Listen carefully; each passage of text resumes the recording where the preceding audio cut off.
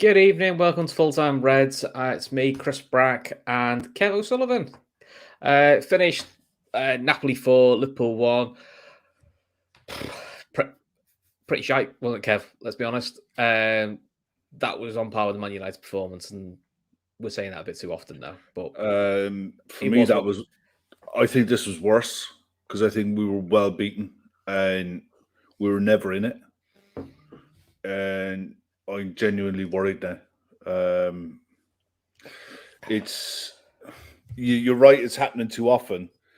But I've said it before on here when we've not got results, when we've got draws, there's ways of losing games. That was a drubbing. They were in complete control of that game from very start to the very end. And there was at no point did they look under any serious threat or pressure. We caught them a couple of times with a press, but too often they got out. Too often they played through it. They played it through it too easy. It was lazy from us, arrogant maybe. Call it what you like, but they saw us coming and they just picked us apart. They did. They were too good. They were too good for us, and we just couldn't live with it.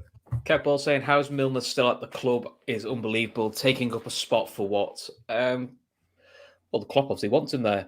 And here we go, Kev. You're gonna defend Milner, I'm assuming. There's always a good pick. Thiago's had 2 training sessions, so he isn't going to start. Arthur's had no preseason, so he isn't going to start. Jota, Jones injured. Keita injured. Don't know where he is. Oxlade-Chamberlain injured. Fabinho has to start, and Henderson out for 3 weeks. So quite limited in the options, really. You know, do I think Klopp wants to start him this many games? I don't think so. I think Klopp wants to use Milner as a last 20 fella. But we are where we are. Jake, I saw you put a Klopp wave. I'm assuming, Jake, does that mean you think Klopp is he's going? So Joe Gomez, wow, that was worse than Sunday League. He wasn't great, to be honest. No, he was poor. But quite frankly, we're going to struggle. We have to try and find something that was good, which I'll be honest, Kev, weren't fucking much. I mean, look, I had the preview last night. I think I said 1-1 because I always think Napoli away is a tough game. We don't have a good record there. And I'd have taken a 1-1, but they just tore us apart with pace and power, and it was a combination of we didn't press hard enough. I don't think we were that slow in the build-up. It made it easy to mark forwards, and Van Dijk, Gomez, Trent just don't follow runners and just watch them. So lineup. What was your thoughts on the lineup? The lineup is what it is. It picked itself. There was, like you said, there was no other options for Milner. Elliott, he's been playing in that right side of midfield role pretty much all season. Fabinho was always going to start. The surprise, I think, was Bobby instead of Darwin. Back four is about bar Matip is as strong as what's available. Ali was always going to play. I had no problems with the lineup because the lineup itself wasn't the problem. It's how they played in the game. You know, the way that we set up. We're naive. You know, standing on the halfway line, waiting to try and catch sides on the offside. And you could see it a mile off. Peter Zielinski tonight was having a field day as a second runner. And his second runs created absolute havoc everywhere else. Osimhen was brilliant. I knew he was good, but I didn't think he was that good. Well, we don't know, is he that good or... No, he was allowed to look that good. But I was going to say, the way we played, we also made him look good. So credit where it's due. He outdone Joe Gomez a couple of times for pace, and he outdone Virgil for pace. And he outdone Virgil for strength, and he was only on there for a few minutes. So, I mean, he was really strong. That young kid that played out on the left, don't ask me to pronounce his name because I can't. Oh, the one he only cost him 10 million. Looked good though. He did. Yeah, Fred. I'm just going to call him Fred. He was really, really classy and brave and exactly what you want in a wide player to take fullbacks on. And he just did it for fun. He looked like he was having a time of his life on there.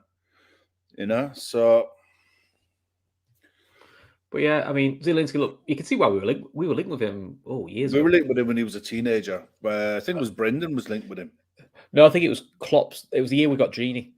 Because No, there was that picture where there was some Liverpool fans had a ball in the Liverpool shirt. No, we thought it was done. It was before that.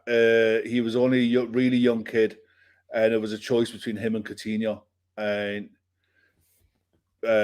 we didn't go. We wanted him, and he chose to go to Napoli. Hey, look, he's done it good. Kepa seriously needs to change things up in the midfield and defence, getting ripped apart to shreds every game. Do us a favour, Kev, with the current options we have available. And that's the problem.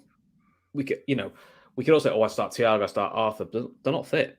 So, and that's the cast down problem with Liverpool. And we did say that was always the risk with not adding the midfielder is if they're not fit, you've got to find ways around it, and we didn't. No, the only thing I'd say in Kevin's defence, it's not his defence. I'm just curious. No. I don't think there's many options. The only option would have been to play two in midfield. Possibly. To play two holding midfield. You're away from home in a hostile ground. You're not playing well. Play two holding mids. Do you know what I mean? Maybe you he's have only to going to be flexible. And that's the one thing that Klopp can have labelled on him. Yeah, I wonder if he's not flexible in his approach. If Thiago or Arthur were fit enough, I think Thiago would have started nailed on 100%. Then I think you could play a two. I don't think you could play Miller and Fabinho as a two, and I don't think you could play Elliott and Fabinho. I know we did it a bit of the derby, but that was more of a needs more. So if you said Bajcetic, I mean, to be honest, at this stage, he couldn't do any worse, could he?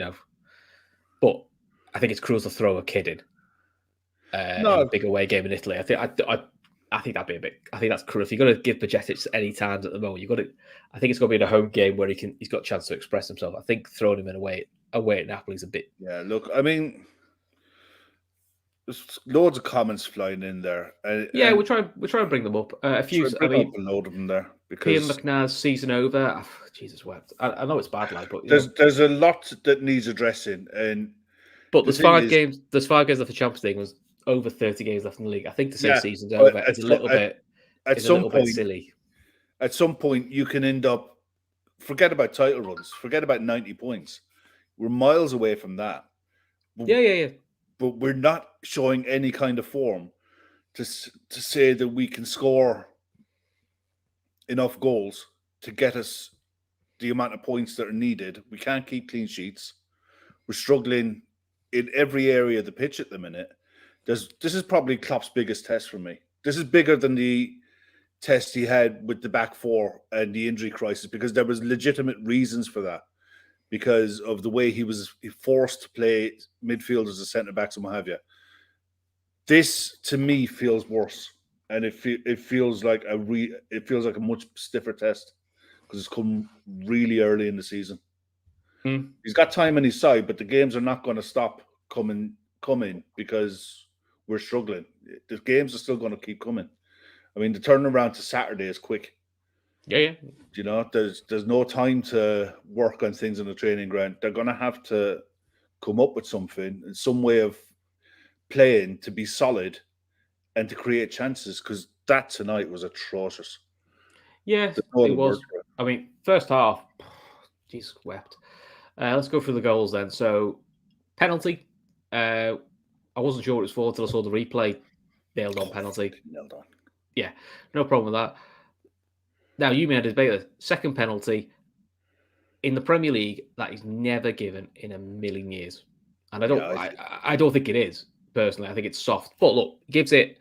And luckily for us, Alisson saved it. So I thought, right, there's your warning sign. We got away, get away with it. Or I would say to you, just get in at half time 1-0 and regroup.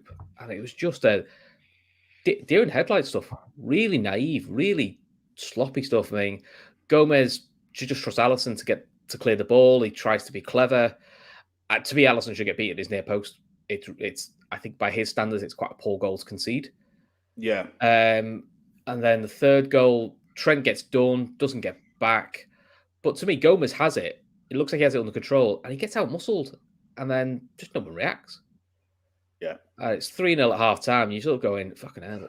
You were saying, like... It was the worst time in the world as well. You concede a minute before, right on half-time. And a minute after half-time. Look, at 2-0, you're thinking, okay, look, just get half-time. reorganize, and try something different. Whatever. At 3-0, it's game over. It was done at halftime, and like I said, we didn't threaten them anywhere near enough for them to be worried about anything. Osherman went off, and it didn't look like it bothered them at all. No, well, that came on. Simeone's son didn't really. Simeone's son, yeah, made him look really good. So it's just it's frustrating. I'm not particularly angry. I think I've got to. I think it's a bit of apathy. And to be honest, I think I'm a bit like that with the performance. Some players, I'm sure they are arse, but the body language came across as not arse. So I think I was a bit like, well, I'm not sure I should be. I'm not sure I should be really. Rod says Milner and Elliott aren't good enough for an away game at that level. Elliott's time will come. We are far too light in midfield. I thought Elliott was all right. I think he was, best of a bad bunch in the first half. I thought second half, Diaz was a bit more of a shining light. He took his goal well. And at least he was trying to have a bit of a go. But yeah, Diaz did okay in the second half. He took his goal well. I've said to you though, it's great looking good in the second half, but it's easy to look when you're 4-0 down. You need to look. You need that sort of effort from all the team, not just Diaz. You can't just rely on that one individual. I mean, at the end of the day, the goal came from Robertson's press, and he picked up the second. He picked up the second ball, and it was one of the few times that we managed to turn the ball over in that part of the pitch, and were able to turn and get at him. It was a good shot. It was a good goal. I mean, for all of the corners that we had, and that keeper ain't no great shakes under a high ball. He was never really worked. They had the one header that was from the penalty spot that was straight at him, loads of power in it. It was a really good header, but you expect to save those. Other than that, I can't think of anything that we did. No, genuinely. I think the subs that came on, I think Thiago, that's probably positive. Did a good 20 minutes. Look, it was a lost cause, but I suppose it's positive for us as he got minute in his legs and he looked pretty sharp, which was good. Yeah. Jota just looked miles unfit. Yeah. And Nunes, didn't do anything. No. Nunes was poor. He was really poor. So, look, we will put some more comments up, but I can't get. I'm just like, I don't know what to say. I can't. I'm not going to rant. I'm going to rave. No, Kevin's right there. What he's saying. If you put that comment up there 1 second, it's gone off my screen there. This one. Yeah, it started the season like Dortmund did in Klopp's 7th season there. Let's hope he doesn't walk. He didn't walk at Dortmund. It was almost a case that both parties knew that it was time for a change. He couldn't get any more out of the dressing room that was there. And also the Dortmund thing of, this is like his last season at Dortmund. No, we said that 2 years ago when we had no centre backs. It's like it's it just seems to think people want to latch on, which is if we go for a bad run, it's like his last season at Dortmund. I get where Kevin's coming from, but the situation is different. Different situations, different clubs, different problems. Every club has them. So the difference is this time Dortmund at the time had sold a load of players again in that summer, and they'd brought in an influx of new players. And it wasn't working. Whatever he was trying, it just didn't work. Can't see a situation where he walks. Or he'll get plenty of time. Because he'll think he can turn it around. Look, he probably will.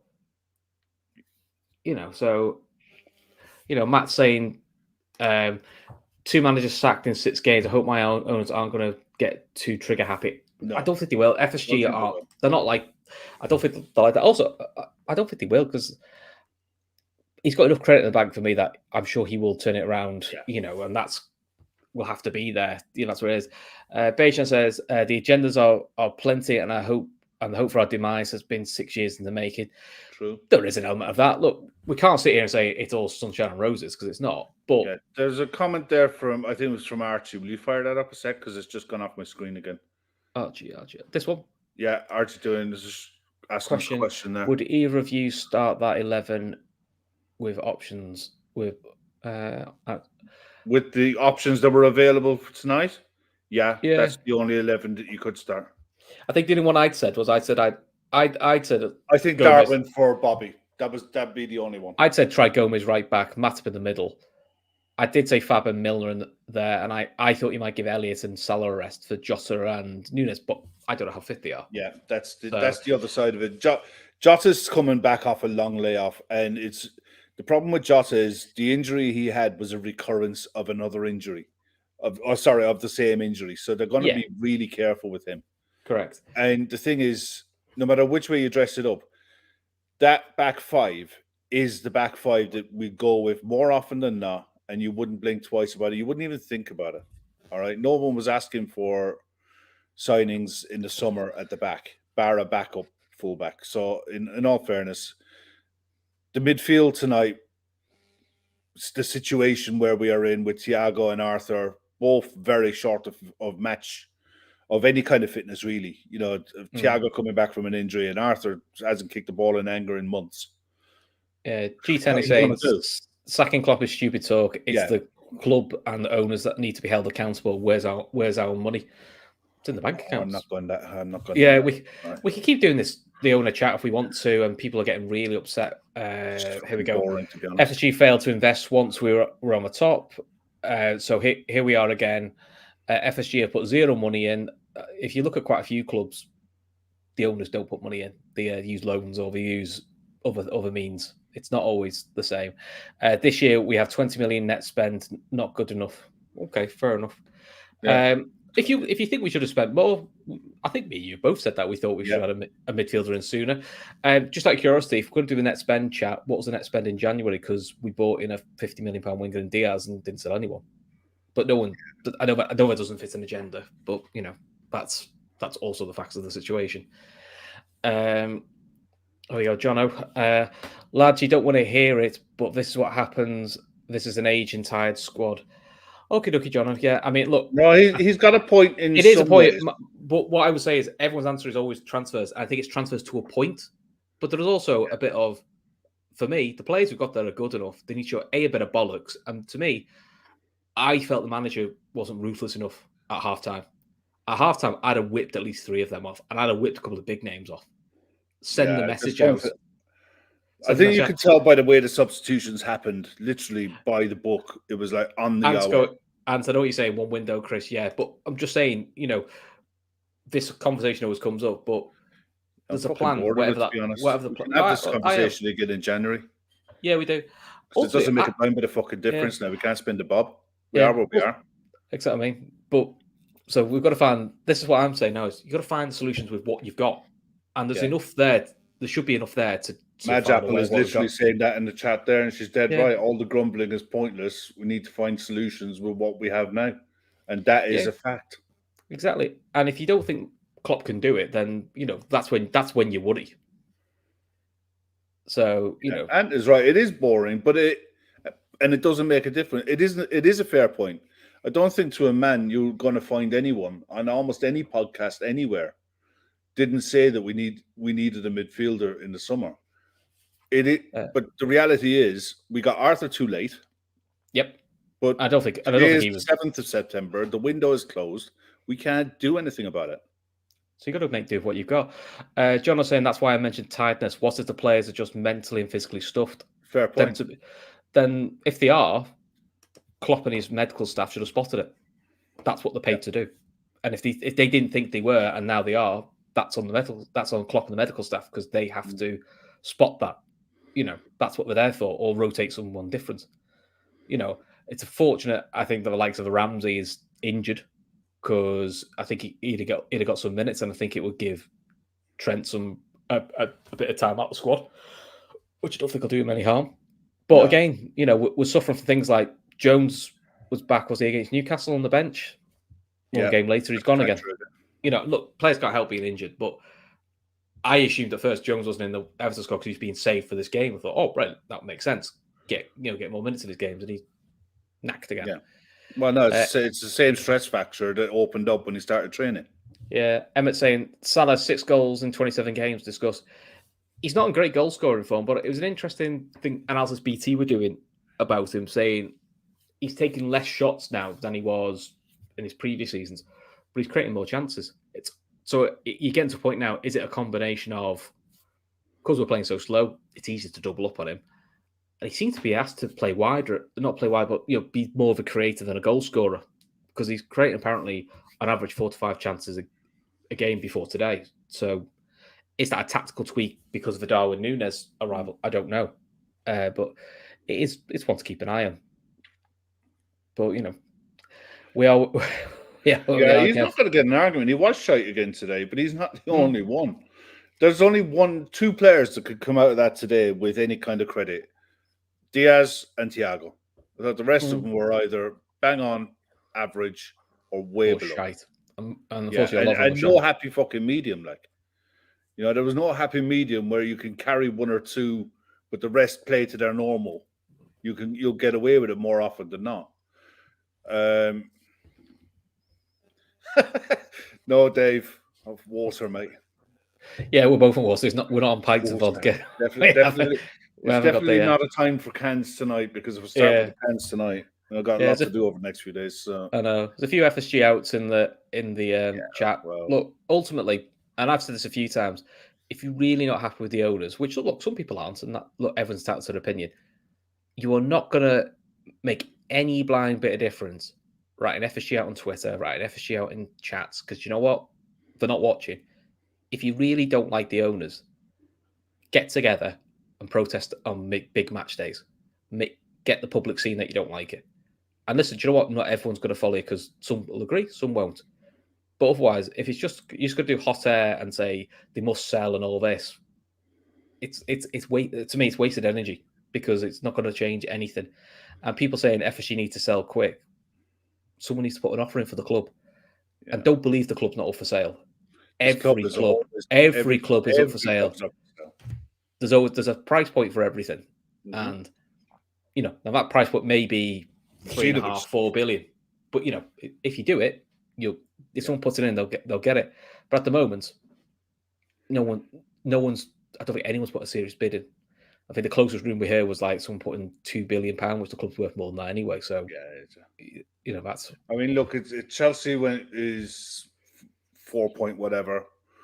Liverpool is that plus VAT. It's worth more than Chelsea, especially with the investments that's gone on. But look, that doesn't matter right now. At the end of the day, I don't really care. What to say? Excuse me, but that's how it starts. It starts with the fan base, and then it grows. And it was the same with Hicks and Gillette, starting in fanzines and grew and grew. I mean, if you read about the Hicks if you read about the Hicks and Gillette stuff, the ones who really wanted them out was a very small minority, and it grew quite late. But also the big reason they went out is because they were nearly bankrupting the club. This is not a bankrupting the club. This is we would like, people would like them to invest more to keep Liverpool, perceived to keep Liverpool higher up in the league or more competitive. That's fine. That's absolutely legit. That's legitimate. But it's not Hicks and Gillette where they were literally bankrupting the club. Yeah. If anything, the club is probably in the most stable financial footing it's ever been. I don't think the revenue that the club generates off the pitch as well as on the pitch has ever been as good as this. The infrastructure within the club, the training ground, the new stand, the new stuff, the new work that they've done at Anfield already, they've literally built the club to a point where I honestly let's look. I only got to say this. We're not going to stay on it. I think they're not far away from selling. I think there might be a couple of years. I think once the new stadium is done, once the new stand is done, and the new version of the Champions League starts, then I think they'll be looking for their out. I think that's when they'll start to look for their out. I know what you say. Stop the FSG. Stop with the FSG. Not the time. Got beaten and got beaten. It's time to get over and support. Archie, we're talking about it because people are saying it in the comments. We've got to be fair. Me and Kev don't particularly want to do the owner chat because it's boring. We've done it to death for months. We've done it to death for months, and we're a bit sick of hearing it. But I can't. But then we can't then just ignore it because it's not fair. Because people want to vent the frustrations, and that's what's frustrating in the comments. We will bring it up. And say get over a 4-1 defeat and shocking opponents. People perfectly entitled to be annoyed. Like, oh yeah, who's saying that? Who said they're not? No one said that. No one said they're not allowed to be annoyed. You're more than entitled to be annoyed. Kev's annoyed. I'm annoyed. I'm just not going to do the whole shouty, ranty, ravey thing. It's not really my way, and I'm just not built that way. I'm more worried about Saturday. I think there was a comment earlier on there as Billy O'Flynn put a comment in, and he's already looking to Wolves, and I'm looking to Wolves. It's like it's Wednesday now. We're playing Saturday 3:00. We're at home, and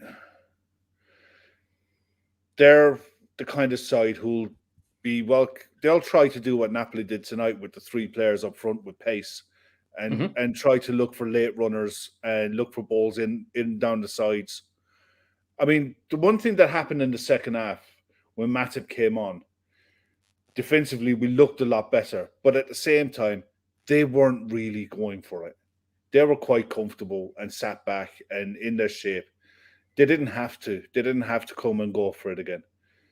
But is that, Jake, is that from tonight, Klopp? If Wolves watch tonight, they can stop. Yeah, I've got the quotes here. In 3 days' time, we play Wolves. And probably if they saw the game tonight, they cannot stop laughing. 3-0 down, having chances, never really in the game. We weren't compact. Everything was obvious. Why it happened, I cannot answer it now. Give me some time. I'll think about it. It's a tough cookie to take, but obviously you have to take it. Until Thiago entered the pitch, I cannot remember one counter press situation. Everything was obvious. Why it happened, I cannot answer it right now. So, he's pulling. I mean, I'm also a bit like, look, whatever Klopp says after a defeat, people aren't going to want to hear it or like it. So no. I mean, look, I don't give a shit what he says. I don't care what he says after a game. I don't care what he says before. It's what he says behind closed doors. Yeah, I don't care what he says in a press conference. I care what happens at 3:00 on Saturday. And they were saying Martin Keown was doing the commentary tonight, and he was being asked a few times. He's unbearable, isn't he? But he was being asked a few times, is this a terminal decline for Liverpool? And he was right in what he was saying. There's too many good players in that squad not to turn it around, and there genuinely is. There are some brilliant players in that side, but there was a few comments in there tonight about age, and I don't think it's about the age number. I think there's a lot of players in this squad now with long minutes in their legs. Long seasons, back-to-back seasons, back-to-back title pushes, back-to-back European runs, cup runs in their legs. And yeah, the club could have reinvested and moved a few players on. They didn't. But at the same time, they have to figure out a way of getting this side capable of keeping clean sheets and creating chances and scoring goals. That's the basics of football. Clean sheets, create chances. They have to figure out how to get around it. It's there's no more time now where you're going to be stuck. Like we play Saturday and then you have a week off. It's not going to be like that for the rest of the season. And Paul's, apart from Luis Diaz, the rest are shambles. Tonight they were, yeah. And, Luis Diaz, Thiago, and I'd argue Matip did okay. But I'll leave you. I'm not sure Matip did all right, to be honest. No, I think Matip did fine for when he came on the second half. Apart from the fourth goal where he just doesn't follow his runner. He was on the pitch like a minute. But he should be ready. That's what he's there for. It was a really good ball across the box. And, good sides are capable of getting good goals. Napoli are a very good side. We can rip the piss out of us all you like, but they're a very good side and they're very good at what they do. And we're quick enough to rip the shit out of us, but you drop your hat to the side who are really good. And they were really good at opening us up and making the chances and taking the chances. There's always going to be blame for goals. But overall in half, Matip for me did fine. He had that one lapse. After that, Joe Gomez, when he had a lapse, he fucking folded. Matip didn't fold, and he improved as the half went on. He's had, 25, 30 minutes football this season, more or less? Yeah, so that's the problem, though, isn't it? But he's going to be better. he's going to be better as the season goes on. It's being able to keep him fit and manage his minutes. But there's an awful lot of players in that fucking side that are in the same boat. Yeah, maybe so. Look, to be honest, I wasn't impressed. I wasn't really impressed with anyone today, to be honest. But, even Diaz, I thought he was good second half, but even first half, don't think he did anything. He wasn't the only one. I thought he was pretty non-existent first half, but I think that was the problem with the whole team first half. Right, let's pay the bills, Kev. So, yeah, our friends IP Vanish. Kev, do you feel like we should IP Vanish today? I think it's getting to that stage. So if you're online using incognito, it doesn't actually protect your privacy. So what you need to do is get yourself a VPN. So IP Vanish is a VPN which keeps you truly private on the internet. It encrypts everything from your data, including your location. So all your private details, passwords, communications, and browser history is all protected. IP Vanish doesn't sacrifice on speed, and you can use it on computers, tablets, phones, and Fire Sticks, whether you're at home or out in public. And for you guys, they're giving you 70% off the yearly plan and 30-day money-back guarantee. So you basically get 9 months for free, and they are 4.6 out of 5 on Trustpilot. So if you want the deal, it's ipvanish.com/daytrippers. That's ipvanish.com/daytrippers. And as long as today hasn't scarred you too much, you could also invest in Paramount Plus, which has got all the Champions League games from end to end. So, you can go and watch Liverpool be shite again. And so who's going to win the Champions League? Will it be Liverpool? On tonight's results, it might be Napoli. I think it's what, €7.99 a month, or £7.99 a month. Yeah, it's good. $10 a month. It's actually really good. Really good deal, and you get all really good compared to what we're paying for BT Sport and Sky Sports and all of that crap. Oh, it's ridiculous! It's actually a really good deal, to be fair. And I think who was on their punditry last night? It was Carragher and Clint Dempsey were doing their punditry last night. With all the shit that was happening with us tonight and how bad we were, was there any other score lines tonight that stood out or anything? Because I think Spurs won, didn't they? I think Spurs won. Yeah, I think I don't even know what they were playing. Spurs beat Marseille 2-0. Richarlison got 2. Bayern beat Inter 2-0. Good result. Barca beat someone 5-1. Atletico Madrid beat Porto 2-1. Sporting won 3-0 against away to Frankfurt. That was a bit of a surprise. That's a massive result. Yeah, that's a big one. And Ajax smashed Rangers 4-0. So, hey Kev, we're in Europa League positions. There we go. So we're fucking goal difference. Jesus. Yeah, Thursday nights for a change. Oh, stop! I can't. Oh God, we'd have to list that BT fucking advert. That really bad power rock thing. And 13, singing out for the night's lads' frustrations. Never been with your hosting. Fair play to use after that shite. Just very, very annoyed with the attitude of some of the players at the minute. Yeah, fair cop, to be fair. Look, we'll keep doing it, Kev, won't we? There's plenty of blame to go around. I'm not going to lump it all on one person. Joe Gomez had an absolute shocker. All right, I don't think I've ever seen him have a shocker like that. But he's not alone, and you can't hang one person out to dry when there's a collective absolute fuck up from start to finish, manager and coaching staff included.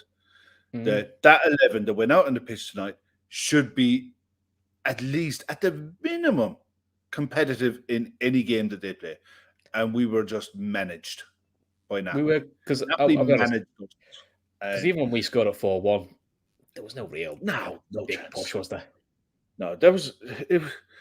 I said to you at halftime, I knew this game was gone, and I just thought, just get minutes in legs, people. The third killed it. The third killed it, and it was the manner of the third, and it was just the ineptness of the performance. What's Jake saying there, lads? Serious question. Do you see us turning it around? I can only see it getting worse. I think the bright spell for me in that when they came on, Arthur actually looked tidy enough. He looked competent and clever movement, but Thiago looked sharp. Thiago looked like he made a real difference the way he was snapping it in the tackles. He actually won the same amount of tackles as Anguissa in the whole game. You know what I mean? He was joint top in winning tackles. Yeah, the But the concern you've got now is we've got Wolves on Saturday. Yeah. And then we play at home on Tuesday. So we've got back-to-back home games. Yeah. Can you see him starting both games? Who? Just Thiago? Just back from a hamstring. So then you're like, which would you start him? No, you would say Wolves because Ajax. But it might be Ajax now because looking good. It might have to be. But I think you're stuck between a rock and a hard place because I don't think there's anyone else, and that's the problem. There is no one else. I think the hope is that Artur is a bit of a Thiago light, but it's a hope because we haven't seen much of him play. I've watched a lot of him over the years, and I think that what you'll get from him is ideally when Thiago isn't playing, Arthur plays, and vice versa. If you want to rest either one or the other, you play one and you sub the other one on during games, and vice versa. You get 70 minutes out of Arthur, you bring Thiago on for the last 20, and vice versa. You do it the other way around. Where's Jay Spearing? Surely can do it. Jesus. Do you know what? And I don't know what it finished today, but I was in work this afternoon and I was following Twitter with the under 19s that were playing. Were they 2-1? And I think they were 2-1 up. I think they won 2-1. And it might have been more, I don't know, but there was a couple of young players in there that had some really good performances. It would be really brave of Klopp to turn around and give Baychek a start. And in fairness, it would be brave because of the midfielders who you'd be up against Wolves. With Nunes, Neves, and Moutinho are a very experienced, clever, midfield. But youth and exuberance, I think you could play one. I don't think you could play him and Elliott. Okay. What change would you make for Wolves then? Apart from all the 11. Oh, fuck it, mate. I don't know. I need time to think about it. Let's get an early gut feeling. I'm going to be doing it Friday night. You're not. So you're on the Skype. No, I'm banned from Friday nights. You've banned me. You're going out having a social life, you prick. Yeah, I'm going out with the family having a social life rather than talk about Liverpool being crap. Yeah. I sort of feel Trent needs a rest, but I'm a bit like, who the fuck do you put a right back? At the moment, it's probably Milner or Gomez. Would it be the worst thing in the world to stick Joe Gomez out at right back just to try and give him a bit of confidence back? Yeah. The only problem is you got Podence playing up against him. Yeah. Sam Tandy made a good point. It's partly Gomez's reason that's is it 4 games in a row he's done now, and he hasn't played a lot of football. So again, is that an impact on him? Which it might be because he's you've got to build up that sort of. Well, here you go. Sam's put an 11 in there. Let's have a look. Gomez, Matip, Van Dijk, Simbakas, Fabinho, Thiago, Salah, Diaz, Jota, Nunes. Okay, pretty. I wouldn't mind seeing that. I think that's fair. The thing is, I don't think Robertson actually did bad tonight. Defensively, he wasn't, but he was by far not the worst. Going forward, he looked like he was lost at times. There was no one around with him to support him. I don't think you could give Thiago more than an hour, but I'd rather him get an hour in the hope that he gets through that game. And then you bring on Harvey Elliott or Arthur for the last half hour, hopefully to see a game out. Or to be honest, as much as people don't like the Milner thing, that's what Milner's been kept in the squad for: is domestic cup games or to come on for the last 20 minutes. Yeah. It's not to start this many games. Yeah, he shouldn't be starting games, but in an ideal world, without the volume of injuries that we have at the current moment, he wouldn't be. But he is, and he'll always hold his hand up. He'll always put his hand up to play, and he'll do his best. But look, Father Time stops for no one. No, it doesn't. It doesn't. I mean, the thing is, I don't get what he was trying to do tonight for that fucking pen. What was he? What? It was just. Was it just like an involuntary reflex or something? Yeah, I think it's a bit of a brain fart. Isn't it? Mental fucking. Quite often with penalties like that, and Billy's actually got a decent point there. He's got a really good point there. The teams have figured us out with the high line. Napoli definitely did tonight, and they figured it out with the deep runners. And Zielinski, I think, was almost always that decoy runner, and just by having him, it created havoc with everything else. I think it's the lack of pressure. There's no pressure. Yeah, there's no pressure on the ball from the front. So if you're not doing one, you're going to get caught with the other. Ryan Kavanagh says, Canards the perfect mix between Gomez and Matip. It's a fair shout there. International break. Henderson's international break. So, but look, we've got another 3 weeks, and I will probably say the squad that we had today. The only other person that come into the squad is Carvalho. Yeah. Which I wouldn't be starting Carvalho against Wolves, but he is the spark you need off the bench in an attacking sense. And I think that's going to be... Do you know what? That's something when he's been playing throughout the first few games of the season. Off the bench, he's been impactful. He didn't look good when he started in that midfield. That midfield, the way that we set up, sold him down the river. Yeah, you know, I suppose his hands were tied a little bit, and that's where we did the opposite. Where we wanted to bring, we didn't want to start Milner, so you can't win. Yeah, no, that's a great shot by Ryan there. Is that sorry? I'm not too opposed to this mid-season World Cup. All of a sudden, no, I think we all feel a bit like that. I think we're all on countdown for it, just so me and Kev are, so we get a fucking break. How many more? We get to a point, Kev, we're going, how many more times to go? We can't keep doing this, man. You need to give us something. Tom Bowler, quick. We'll finish up with this. Quick thoughts on... Press over 9-0 at the weekend. The Kev will all be fucking happy again. Quick thoughts on Chelsea. Were you surprised? A little, but then when you watch his interviews, and I've seen a few people talk about his interviews, it's been a bit of a Brendan Rodgers situation at Leicester. You know, kind of a little bit goading the owner. This isn't what I want. We haven't got what I want. You haven't invested where I want. Because I don't think it's that they haven't invested enough money. But it sort of reads over the lines. It was almost like there were players coming in that I'm not sure the ones Tuchel wanted. And he'd had that done to him before. Yeah. So, but look, ultimately, he's a bit of an oddball anyway, Tuchel. So I wasn't really asked where I'm going. Potter's an interesting one, though, because he's been touted. You know, I've seen a few Liverpool fans touting Potter as a replacement for Klopp when he eventually leaves. But then you look at, I suppose, Potter with this opportunity, when you look at the rest of the top six sides, he's not going to get the City job. Because I think even if Pep doesn't sign an extension, I just don't think City go for Potter. I think they'll go for it. It's too good a chance for him to miss, really. Arteta's not leaving Arsenal anytime soon, as much as people want to say. Ten Hag's not leaving United because he just walked in there. Yeah. Klopp's not leaving Liverpool anytime soon, despite the fact we're on this bad run. You know, we all know he'll see it out and we'll be fine. So then the only options there was Chelsea have just gone. How long does Conte stay at Spurs? We don't know because we know his reputation. Apparently, Spurs came for him before and he said no. The one thing I'd be really, really worried about with Brighton is that not only is he going, if he goes, his backroom staff will go. And apparently Chelsea want to take their head of recruitment as well. Which would make sense. So, the scattergun approach they've had this summer. Well, you say worse, Poch is the one who's getting mentioned, and there's German manager whose names escapes me.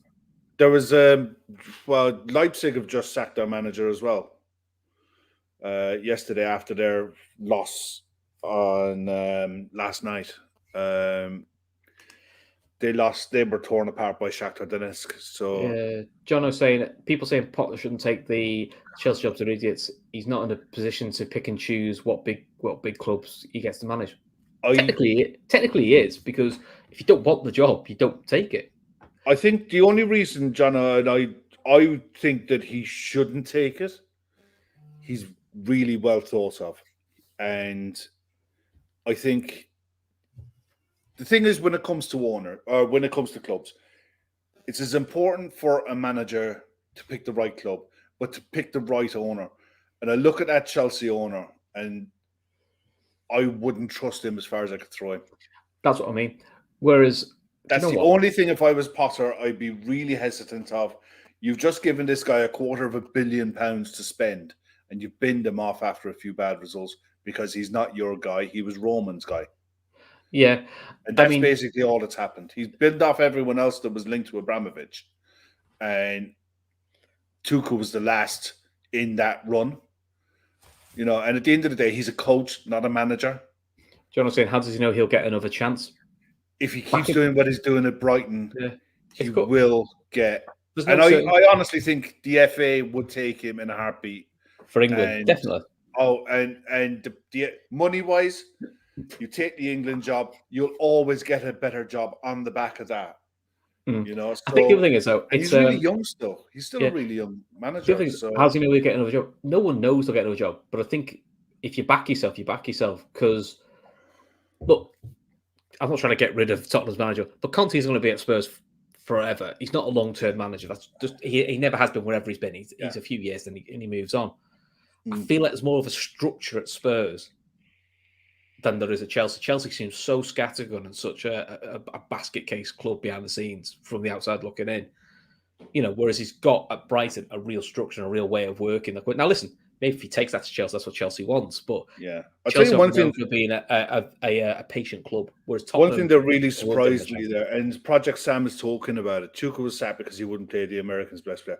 Let's put it this way: I can't believe that Chelsea sacked him in the first place. Fine, sack him, but you sack him in a way where you tie him into a contract where he can't talk about the club. How the hell have they just let him walk out the door? And the first thing he's doing is going talking to his media, to friends in the media, talking about what's been happening in the club through the summer. It's mental, you know. But that to me shows Todd Bowley as learning on the job. He's not the right guy. He has the money, but he's not a football director, you know. No. And it's the one thing that he has to do is distance himself from the running of the club, the day-to-day running of the club. He's the owner of the club. He shouldn't be involved in the day-to-day operations of the club. No. And the fact that he's got, you know, that he allowed Tuchel to walk and then allowed a situation where he wasn't tied to a contract that he couldn't talk. You know, that he's flapping his gums to anyone who listen. It's mental. That I think that's crazy. I mean, I think G7's saying like, you know, Tuchel will get another big job. I'm sure he will, because to be honest, getting sacked by Chelsea now, it's kind of just run of the mill stuff. It's kind of like you're not being a manager unless you've been sacked by Chelsea. Well, it's like they've sacked all the best ones. Yeah, a couple of more Klopp quotes. James Pearce has tweeted: "The high line is only a risk when we don't have pressure on the ball. We need the high line. The problem is we didn't get close enough to them to put them under pressure." And then Klopp was asked, was he worried about getting sacked like Thomas Tuchel? It's nice. It's just what you want to hear after a 4-1 defeat, isn't it? He's but not really. Our owners are rather calm and expect me to sort the situation and not think someone else will. So, I mean, to be honest, they're all pretty much staying in the office. Yeah, look, they're just standard answers. The one about the high line is one that we've heard for years. Whenever we're on the back of a bad loss, and it's always the high line. To me, tonight, the high line was an issue for the same reason it's always an issue. If you don't put pressure on the ball at source, you're open to being got at. But in previous years, Virgil had the pace, Joe had the pace and the confidence to address that 2v2, 2v1, no problem. But for Virgil's lack of confidence, Joe's lack of confidence, Osimhen was either allowed to look truly world-class or he is as good as what people say he is.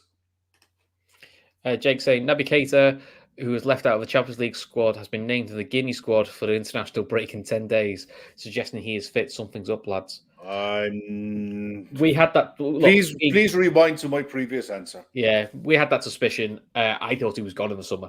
I genuinely thought he was gone in the summer.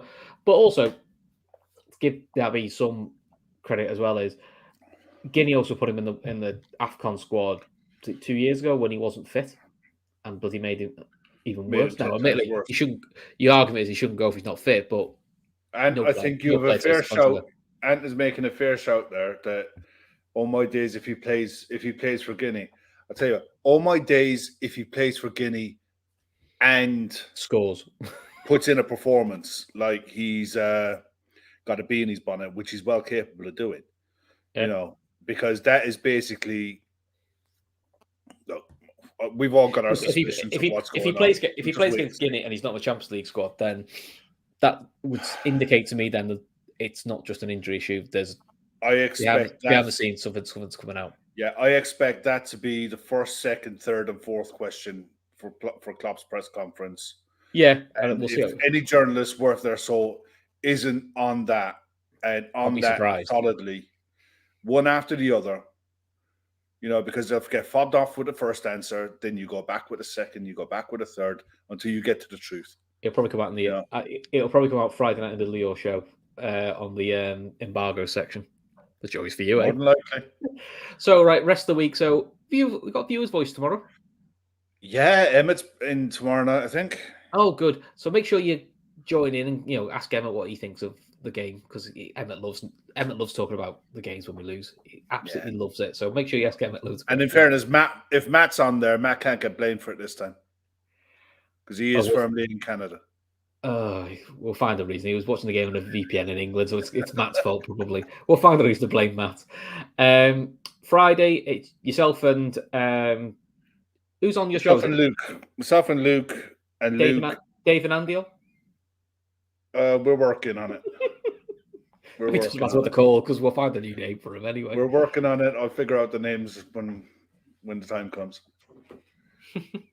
So fair enough. And then Saturday, Kev's me and you again. Post-match Wolves. Can't wait. I'll tell you what, this is either a shit or bust for these shows on Saturday, I think. You got to laugh, mate. I mean, what else could we do? Yes. Seriously, I could drink a lot. I could really drink a lot on Saturday if we I've got the energy to get angry, so we'll fingers crossed we get a reaction. And then Sunday we'll have to be back, Fat Back 4, which I've no doubt they'll dissect this game and they'll dissect absolutely. Anything else coming up? We've got women's shows getting recorded tomorrow, so hopefully that'll be out probably over the weekend. Women got their first game of the season on Sunday, so like I watched a women's game instead. What's the story today? I'll just quickly touch on this because before we go.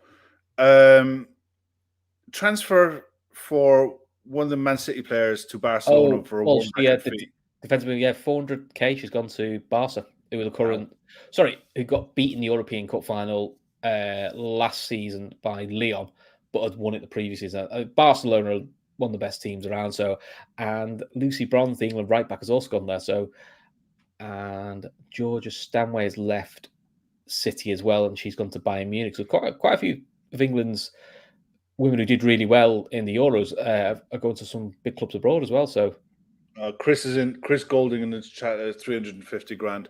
Look, maybe it's 400 euro. Yeah, the way it could be. It's still a world record fee, I think, for a women player going from club to club. So that's fair going. Just finish up on Bobby's wish to walk. Look at this, Kev. I forgot this. So that's the other thing, this watch along we're doing. All right, guys, if you've not joined the Telegram group, in the community tab, there's directions into how to join the Telegram app. And the links are in there. It's worth joining because there's going to be some new stuff coming out through that it's just going to be a bit of fun. We're going to see how it goes before we start talking about it more in depth. Right, Bobby's wish to walk. You guys know the story by now. I think they were checking last night. We haven't looked tonight. I think he's on 132k. So he's 18k short, and the sooner we can get him that 18k, the sooner he can get to America for his operation. And if you can donate, please do. If you can't, please copy the link. It's in the description. It's in every show's description. It's a pinned tweet on our Twitter feed and all of our socials. Copy the link, share it amongst your friends, share it amongst all of your social medias, and the sooner we can get him there, the better. How many do you think we might need? Chris, I would seriously consider looking for 2-for-1s and buy 2 slabs, get 1 free. It's a long weekend. Chris Cole said if it's a world record thing, maybe we should have bought it. Alison, mate, the way we played tonight, she'd show a few of them how to fucking tackle at least. The Telegram is just as moody as this, but yeah, with gifts. True. It's very true. There is that. Ryan says, good show, fellas, as always. We go again. Well, listen. Yeah, we do. And look, we got no bloody choice. We have no choice. We just got to suck it up and go again. What can you do? Someone's found therapeutic. Matish, I hope I've pronounced that correctly. Please, I'm sorry if I haven't. These post matches are like Groundhog Yeah, Day. I tell you, I'm just seriously considering just copying and pasting this now and just subtitling. We might just dub over the team opponent name. A and opponent B. Yeah, and we might just dub over the team name. Yeah. No, we did chat about Alisson earlier for his Who's asking? Sorry. Oh, for no goal or assist. Yeah. Look, I think Alisson will be disappointed in that near post goal, but I don't think he could have done much else. He spilled that one. It was the fourth one's a good save, but yeah, it just got away from him. It was actually a really good finish. It was a really tidy finish. Look, maybe we're nitpicking, but by his reputation and his form as a one-on-one player, one-on-one keeper, he'd be really disappointed to be. He normally gets them. Near post. Yeah, but look, at the end of the day, he's conceded 4. You can nitpick on one that might be his fault, and he saved the penalty. I mean, we just left him exposed. Yeah, all season. But the concern, Kev, is that's 4 away games now. Still not a win in an away game. That's the concern. Touch wood. I'm not as concerned about the Wolves game because it's at home and our home form is all right. Touch wood. I am touching wood everywhere. It's the away games that are worrying me at the moment because that seems to be where we just become a bit of a soft touch away from home, which is it's not a nice way to be, is it? No, it's not. We were nowhere near good enough, nowhere near on it. We were outplayed, outfought. Our next charity part will be raising money to buy a Liverpool win for Chris and Kev for post-match show. We're cheap, mate. We don't take much. We don't take much. No, just any win will do. Anyone will do. I don't care how it comes. I'll take a Scottery 1-0 at the minute. Kev, we've had the highs of a 9-0 and a 98th minute winner with only 5 minutes at a time, which I'll be honest is still the best piss boiling goal I've ever seen in my life. Yeah, and then we've had the draw. So last couple of games. I still think this is the worst tonight. This is the worst for so many reasons. I can't. We've gone through most. I just look at it and I think I can take. I hate losing a game where you dominate. You get caught, you get sucker punched in the counter. Those ones boil my piss. I can accept tonight more because we were well beaten. There was no arguments about tonight's loss. It wasn't. There was no luck involved. There was no. They were tired. They were this. They were that. We were tactically naive, and we were just beaten by a better side. We just didn't turn up on the night, and we got absolutely mullered. But we go again, Kev. You go again. Saturday. Well, you go again Friday. I go again. Saturday, 3:00. We'll Saturday, be back 3:00. You and me, happy and cheery, and everything crossed, hoping for the best. But listen, look, guys. Thanks for everyone. Thanks for watching. Listen, you guys, you guys was what make the show. Look, we may always agree with each other's points, but look, as long as we're respectful and we have a laugh, we have to have a laugh about it, don't we? Because hey, Kev, you got to. What else can we do about football? But listen, guys, keep an eye on our shows coming out, and look, me and Kev will be back very soon. But until then, guys, take care of yourselves, and we'll be back very soon.